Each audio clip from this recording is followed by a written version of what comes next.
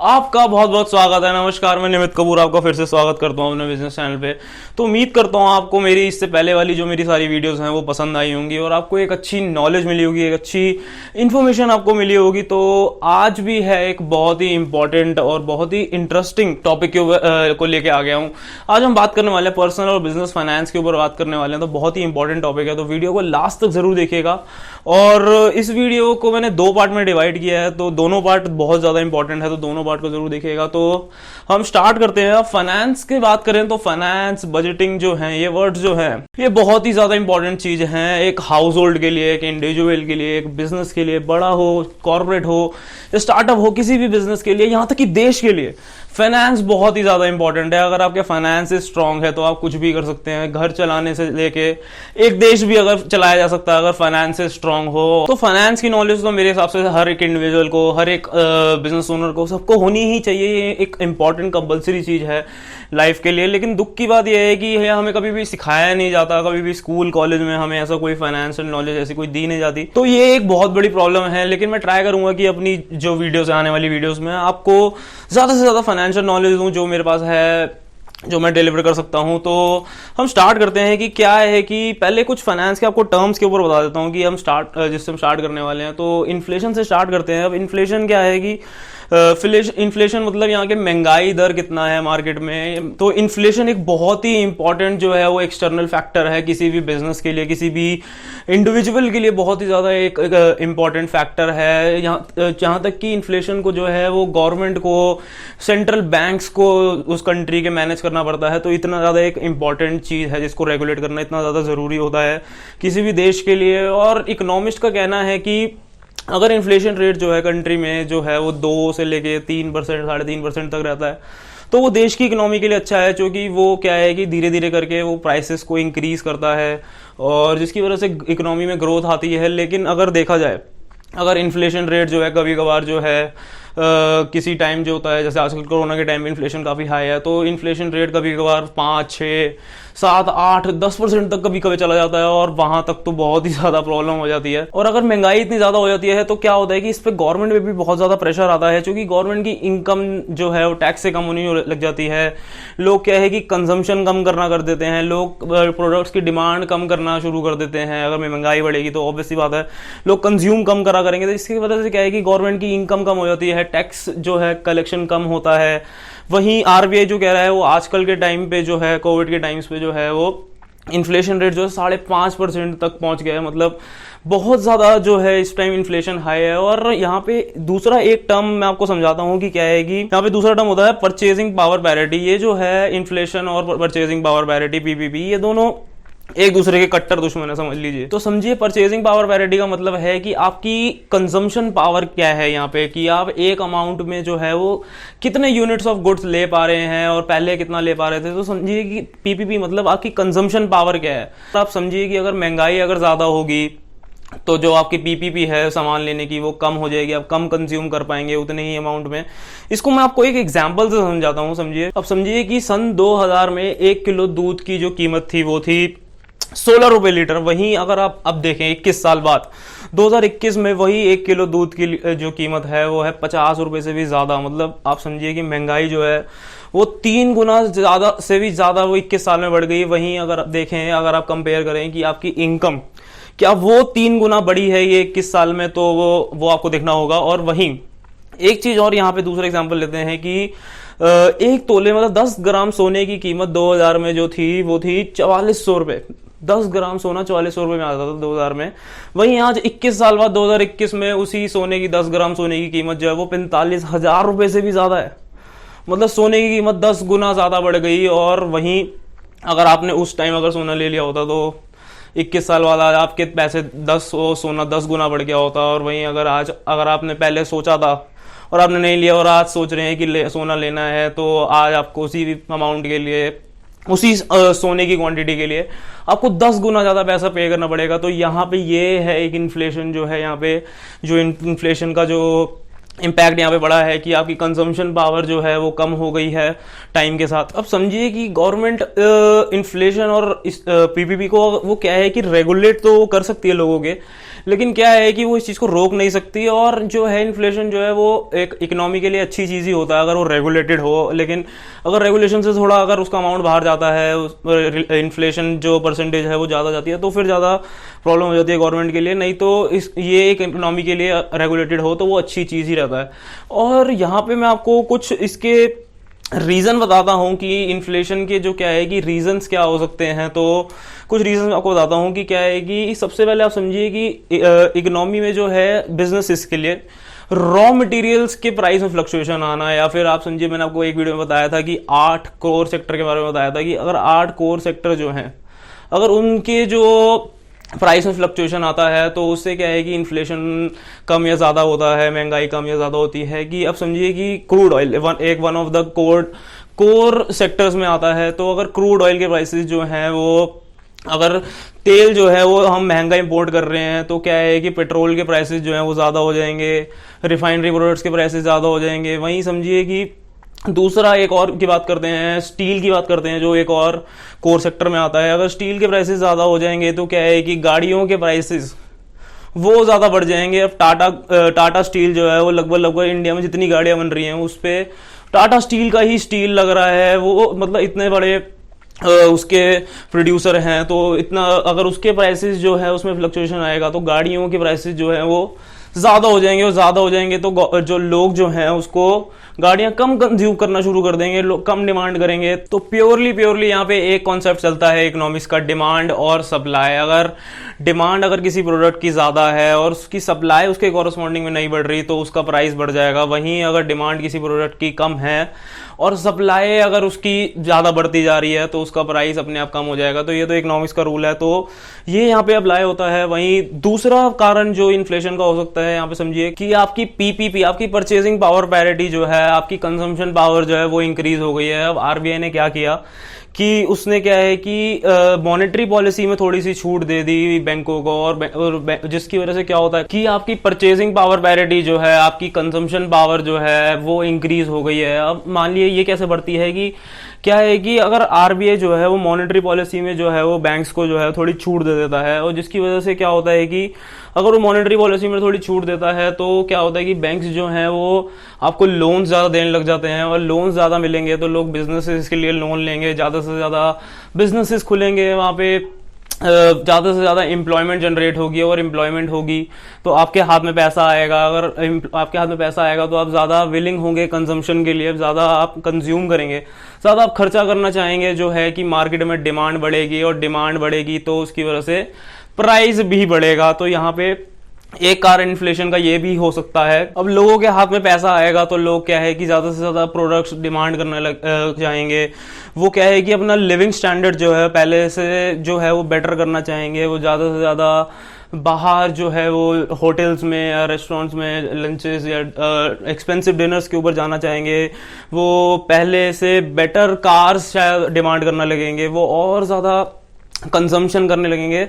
तो अगर गवर्नमेंट को क्या है कि अगर इकोनॉमी अगर में बूस्ट लाना हो, अगर डिमांड अगर इंक्रीज करनी हो, तो वो क्या है कि आरबीआई को कह के वो मॉनेटरी पॉलिसी में थोड़ी सी छूट दिला देती है, जिसकी वजह से क्या है कि गवर्नमेंट की इनकम ही उससे बढ़ेगी, क्योंकि उससे ज्यादा टैक्स कलेक्शन उससे ज्यादा होगा अगर लोग ज्यादा अगर कंज्यूम करेंगे, जिसकी वजह से टैक्स जो है वो गवर्नमेंट के पास ज्यादा आएगा, गवर्नमेंट की इनकम ज्यादा होगी। तो ये एक तरीका होता है कि गवर्नमेंट अपनी इनकम इसके ऊपर बढ़ा सकती है इसकी वजह से। और तीसरा मैं आपको रीजन बताता हूं यहाँ पे क्या हो सकता है कि वहां एक रीजन यहाँ पे इन्फ्लेशन का एक और हो सकता है कि गवर्नमेंट यहाँ पे कोई पॉलिसी चेंज कर ले। जैसे कि यहाँ पे क्या है कि बहुत सारे जो रिनोन्ड फाइनेंस के जो नॉलेज रखते हैं वो गवर्नमेंट को बहुत ज्यादा एडवाइस कर रहे हैं कि क्या है कि गवर्नमेंट जो है नोट प्रिंट कर दे, यहाँ पे ज्यादा से ज्यादा नोट प्रिंट कर दे और लोगों को बैंक ट्रांसफर डायरेक्ट कर दे। आपने सुना होगा मोदी जी एक वर्ड आजकल कुछ ज्यादा बोलते हैं, डायरेक्ट बेनिफिट ट्रांसफर। तो वो बेसिकली यही डिमांड कर रहे हैं कि उनको डीबीटी, उनको डायरेक्ट बेनिफिट ट्रांसफर देते हैं, उनको डायरेक्टली मनी उनके क्या है कि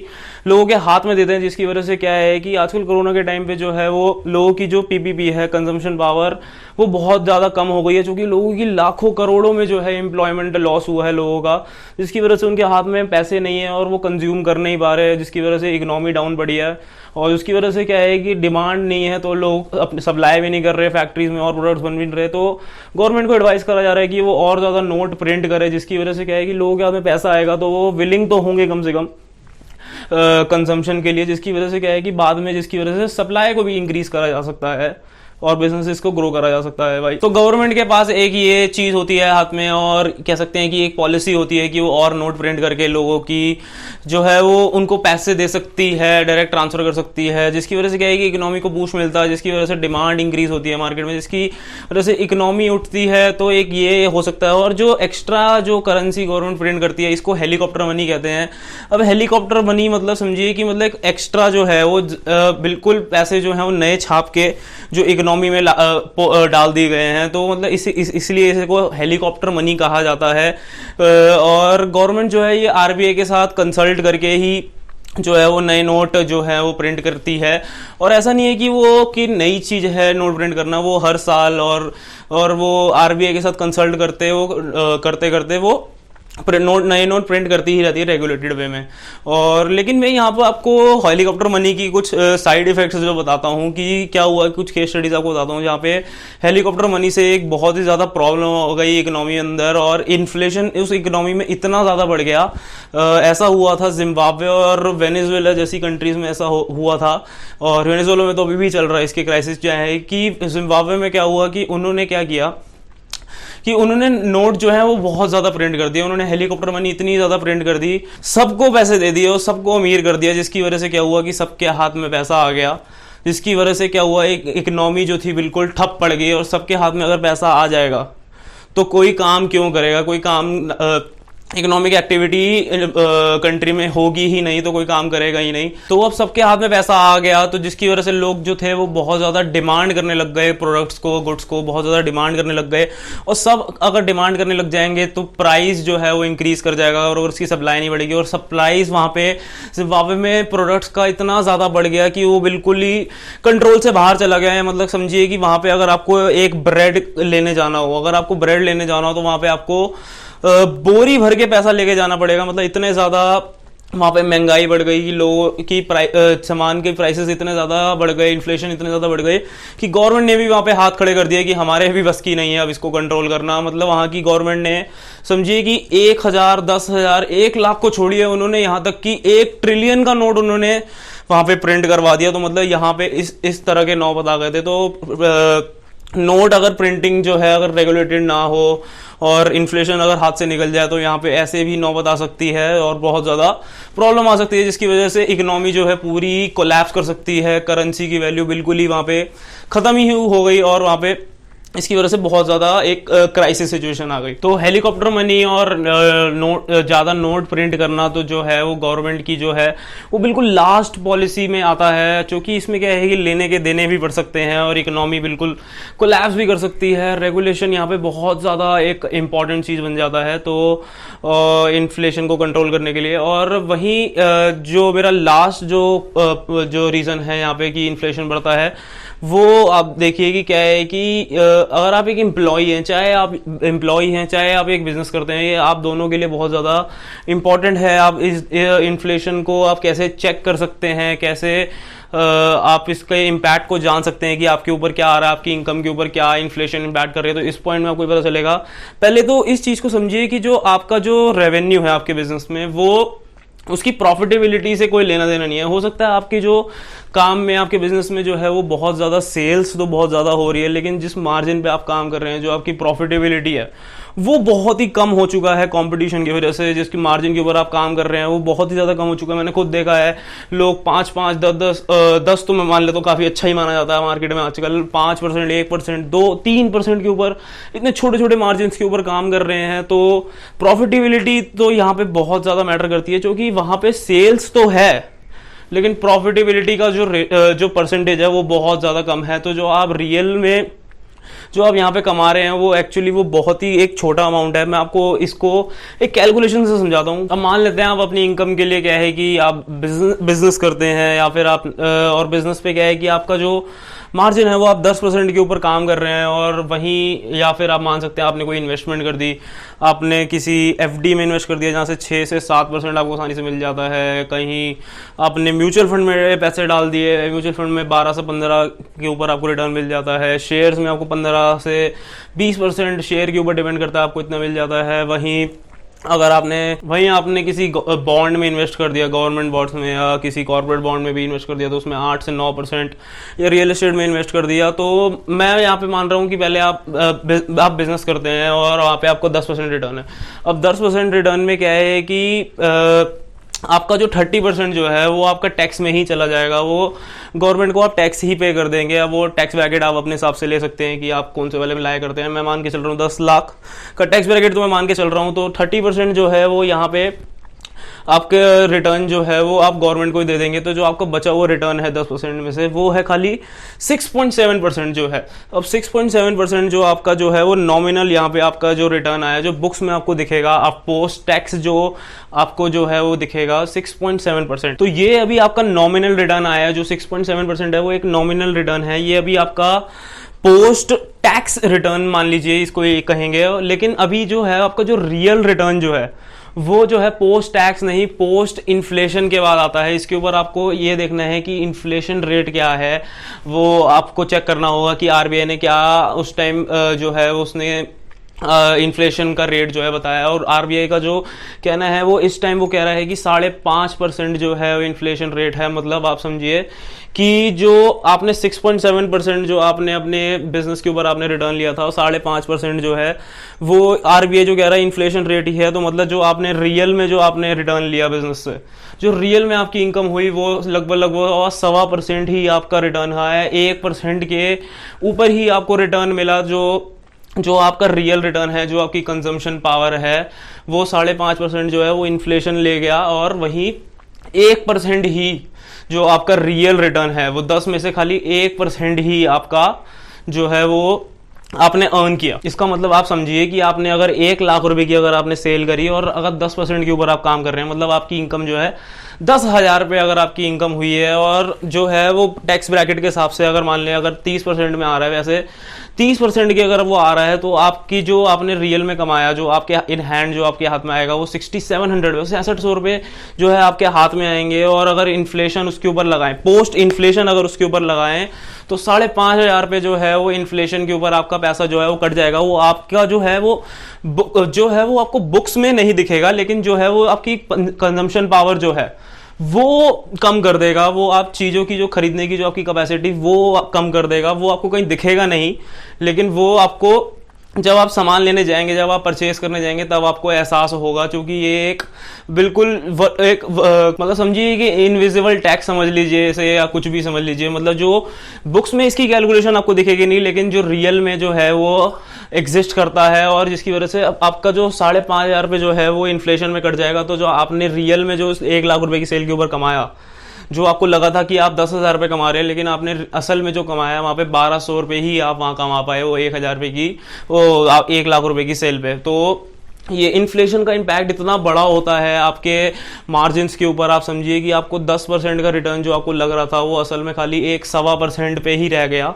तो यही चीज आपको देखनी होगी कि आपके बिजनेस में आप कैसे ज्यादा से ज्यादा हेल्दी मार्जिन्स ले सकते हैं, या फिर आप अगर जॉब करते हैं तो ज्यादा से ज्यादा इंक्रीमेंट ट्राई कर सकते हैं। क्योंकि क्या है कि जॉब में भी इंक्रीमेंट इसलिए मिलता है ताकि आप खाली एक इन्फ्लेशन को बीट कर पाए, जो कि 5 या 10% ही किसी भी जॉब में इंक्रीमेंट मिलता है, ताकि आप खाली एक इन्फ्लेशन को बीट कर दें, ताकि जो है आप पिछले साल जो कमा रहे थे वो कम से कम इतने नेक्स्ट ईयर जो है वो आपकी जो इनकम है उस पीपीपी से कम ना हो जाए। इसलिए वो जो है वो जॉब में इंक्रीमेंट दिया जाता है। और आप भी उन कमोडिटीज में ट्रेड करें या फिर उन कमोडिटीज में इन्वेस्ट करें, इन्वेस्टमेंट वैसी करें जहां पे आपको रिटर्न जो है काफी अच्छा मिल रहा है, और कम से कम रिटर्न वहां पे ऐसा मिल रहा है कि आप इन्फ्लेशन को ज्यादा से ज्यादा बीट कर पा रहे हैं। इन्फ्लेशन के बाद आप कैलकुलेट कर पा रहे हैं कि आपका जो रिटर्न आया है। तो मैंने आपको पहले एक लिस्ट दी कि आप कहाँ पे इन्वेस्ट कर सकते हैं, बॉन्ड्स में, रियल एस्टेट में, शेयर्स में, आप म्यूचुअल फंड्स में, तो आप यहाँ पे चूज कर सकते हैं कि जहाँ पे आपको अच्छा रिटर्न मिल रहा है, और शेयर्स में लगभग अगर अच्छे शेयर्स में इन्वेस्ट करें तो 15 से 20% रिटर्न आपको आसानी से मिल जाता है।